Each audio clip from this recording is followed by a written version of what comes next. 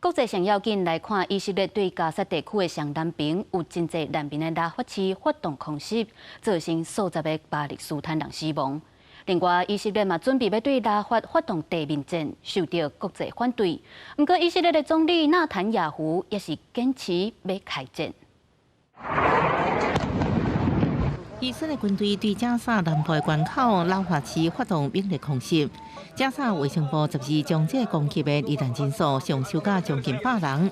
以色列军队是宣布营救出2名男性人质，分别是70岁哈尔甲60岁马曼，已经送去以色列中部的便衣检查甲亲人团圆。Most importantly, they are surrounded by the family now, and the family that they haven't seen for the 128 days. Please. Be serious and strike a deal. 拉法市是加沙走廊南部，以色列对加沙北部开战以来，真侪民众一路向南逃，这已经是最后庇护的所在。目前当地组织140万人，超过加沙一半的人口，人道困境危急。以色列军队准备对拉法也展开大规模地面战，彻底清除哈马斯。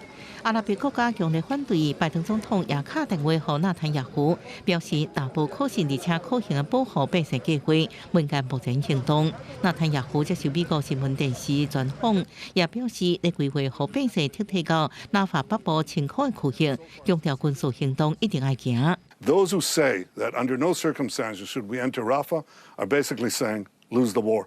Keep Hamas there. 哈马斯12警告以色列对拉法的地面进攻会破坏未来经济交换谈判。